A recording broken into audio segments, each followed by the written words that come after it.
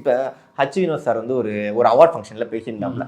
இப்போ கடைசி விவசாயி படம் ரொம்ப நல்ல படம், ஆனால் பிஸ்னஸ்லாம் அது போகலை. நீங்கள் பார்த்தீங்கன்னா நீங்கள் எல்லாரும் அதை பார்த்துருந்தீங்க அப்படின்னா கடைசி விவசாயமை படங்கள் வந்து நாங்கள் எல்லாரும் எடுப்போம் அப்படின்னு சொல்லியிருந்தாங்க. இல்லை நீங்கள் எல்லாருமே வந்து ஒரு குட் பேட் அக்லி மாதிரியோ இல்லை ஒரு பயங்கர ஒரு கமர்ஷியல் படம் மாதிரியோ நீங்கள் எல்லாம் ஆசைப்படுறதுனால தான் டேரக்டர் ஆகிய நாங்கள் இப்போ வந்து கமர்ஷியல் படம் எடுக்க முடியுது அப்படிங்கிறாங்க.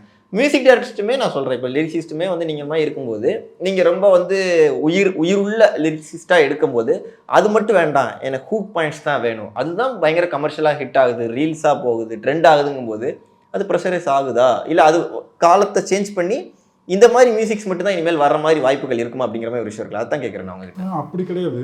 இதில் நம்ம ஆடியன்ஸ் பக்கமும் தப்பு சொல்ல முடியாது, டைரக்டர்ஸ் பக்கமும் தப்பு சொல்ல முடியாது. என்ன இடையில என்ன நடக்குதுன்னா, ஆடியன்ஸுக்கும் கிரியேட்டர்ஸ்க்கும் ஆர்டிஸ்ட்டுக்கும் இடையில பிஸ்னஸ்னு ஒன்று ப்ளே பண்ணுது.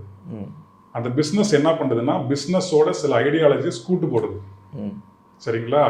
பணமும் ஐடியாலஜியும் ஒன்றா சேர்ந்து இங்கே ஒரு மார்க்கெட்டை கிரியேட் பண்ணுது.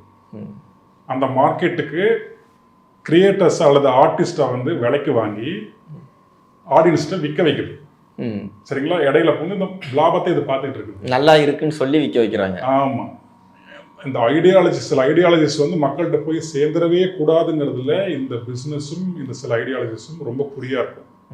இது ரெண்டும் டைஅப் பண்ணும்போது டைஅப் பண்ணுறதுக்கு ஹெல்ப் பண்ணுறதுக்கு தான் ஆர்டிஸ்ட் அது கேட்குது. அதுக்கு எந்த ஆர்டிஸ்ட்லாம் ஓகே நான் வரேன், எனக்குன்னு தனிப்பட்ட எந்த ஐடியாலஜிஸ் தேவையில்லை, எனக்கு கிடையவே கிடையாது, எனக்கு இனம் கிடையாது, குணம் கிடையாது, மொழி கிடையாது, மானம் கிடையாது, மட்டு கிடையாதுன்னு அத்தனை பேரும் அதுக்குள்ளே போய் இறங்கிடுவான். எனக்கு இதெல்லாம் இருக்குதுன்னு சொல்கிறவன் இந்த பிஸ்னஸ் விட்டு வெளியே இருப்பான். அவன் செஞ்ச படங்கள் எப்படி மக்கள்கிட்ட போய் சேரும்? ஏன்னா மக்கள்கிட்ட கொண்டு போய் சேர்க்கிறவனே அவன் எடுக்கிற படங்களுக்கு எதிராக இருக்கான். இவ்வளோ இருக்கிறதுனால நம்ம ஒரு கிரியேட்டர்னை இப்படி படம் பண்ணுறான், நல்ல படமே தமிழ்நாட்டில் வரமாட்டதுன்னு ஈஸியாக சொல்கிறோம்.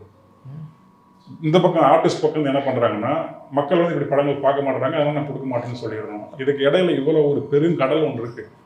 அந்த கடல் முழுக்க முழுக்க பணத்தால் தத்தளிச்சிட்டு இருக்கு. பணத்தாலும் கேவலமான ஐடியாலஜி ஆளு. அந்த கருத்தியலையும் அந்த பணத்தையும் நீங்கள் போட்டு எரிச்சிட்டு பார்க்கும்போது நீங்கள் நான் ஒன்றை கிட்ட இருப்போம். இடையில ஸ்க்ரீனே இருக்காது இல்லைங்களா? அந்த மாதிரி தான் இந்த இசையின் மொழிங்கிறது. நீங்கள் ஒரு பாட்டை கேட்குறீங்க, உங்களை மெய் மறந்து நீங்கள் அழுகுறீங்க.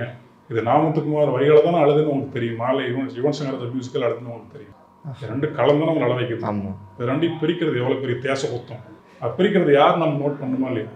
நீங்கள் ஒரு கண்ணதாசன் பாட்டோ நாமத்துக்குமார் பாட்டோ கேட்கும்போது நீங்கள் இப்படிலாம் பிரித்து பார்த்தா நீங்கள் கேட்பீங்க, செல்வரான் படம் நான் அழுவுறேன், நாமத்துக்குமார் எழுதிட்டாருன்னு அழுவுறேன்னு அழுவுறீங்க.